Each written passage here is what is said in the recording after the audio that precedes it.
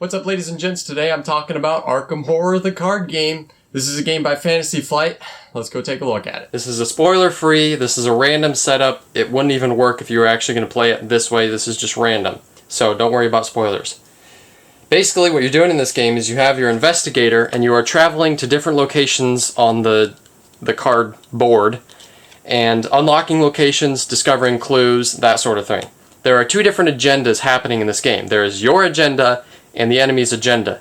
And generally how it works is as you collect clues, you're advancing your own agenda, whereas as there are monsters out on the board, they collect chaos tokens, which advances their own agenda. So you're bouncing to locations, discovering them, discovering clues from them, following instructions on cards. There are enemies that are going to pop up in this game that will be at locations, they'll attack you, you have to deal with them, you can fight them, you can evade them. This game has the aspect of a kind of roll for initiative type thing where you have different skills that will affect different things you want to do in this game, whether it's fight an enemy, evade an enemy, discover a clue, or other things that you do in the game. You take the number that you have for that skill, you can add cards to that to bolster it, and then you draw a random token. The bag not included in the game, unfortunately. You draw a random token which can affect it negatively or positively, or not at all, and each player has their own handcrafted, hand-modified deck of cards they're going to be using. They also have a health, bodily health, and then also their mental trauma health, I guess you would say.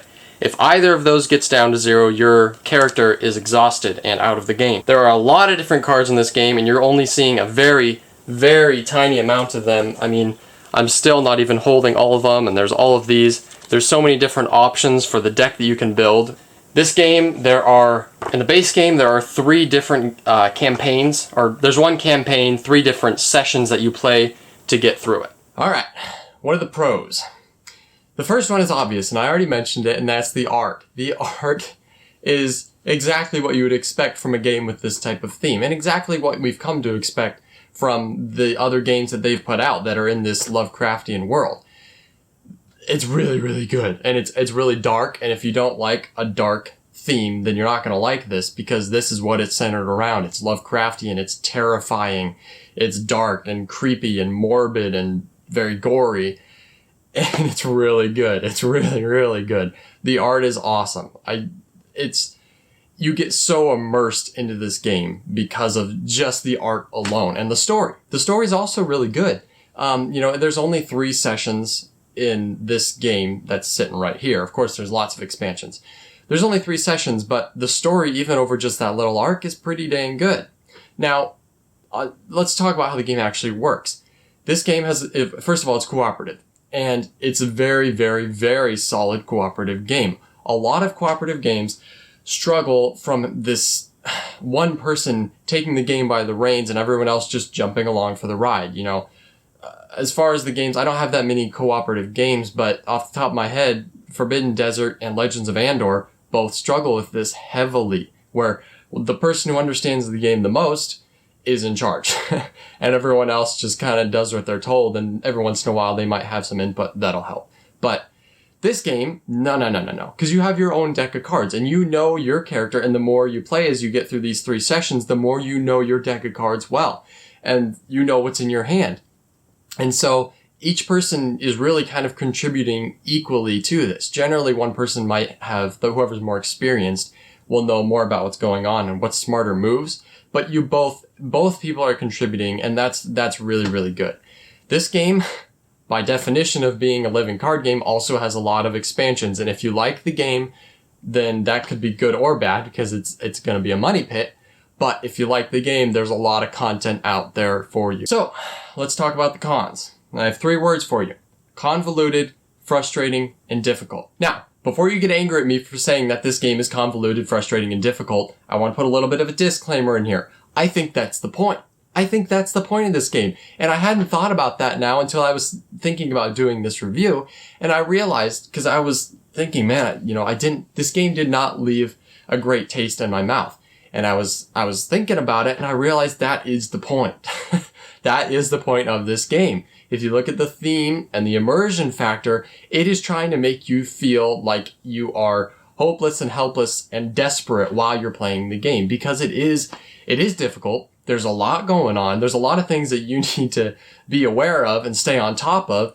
And you're racing against the clock too. There's the enemy's agenda that with every round they're getting closer and closer, and you've got to keep up with them and stay in front of them if you want to win. And you also got to keep your guy alive, and there's all these enemies. The further you get into the game, there's more enemies that are coming into the game. There are cards that will make your hand worse, that will have long-lasting effects on your hand, the cards you can play, the cards that you can have out there.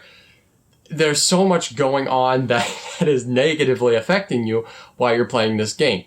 And so it depends on what you're looking for in a game. For me, that was too much. I didn't like that very much. Now, I might like this game on a second go around with someone who's a little more experienced than I am, who's played through it, who's played through some of the expansions and really, really understands how this game works.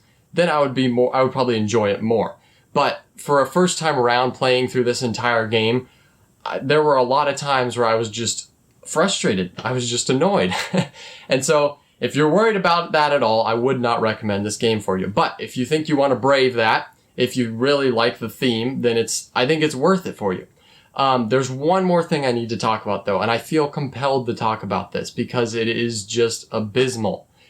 And that is the organization of the box. This game, there's so many different types of cards that you have to keep organized with one another, but then there's a lot of crossover, and for each round, you're pulling cards from the different ways that you have them sorted to make that game, and then you want to sort them back into their piles and try and keep them organized. The insert's got to come out. The insert this game comes with has got to come out, or else you're just going to have 2 stacks of cards, and it's just going to be unbelievably difficult to just...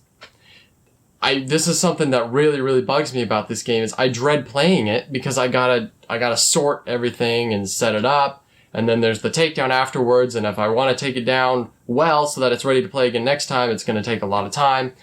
And then on top of that, they have these chaos tokens that you need to draw randomly, blindly, so they need to be in a bag, but they did not feel obligated to send a bag. So you got to get your own bag. For how successful this franchise is, you would think they would have done a little better with that, but hey, maybe that's just me. Maybe other people don't mind that. So this game, if you want to go out and buy it, is going to run you about $40. And, you know, if you think you would like it, if you like the theme, if you like co-op, then I think it's worth it for you. Personally, I would not recommend it. So, should you buy it?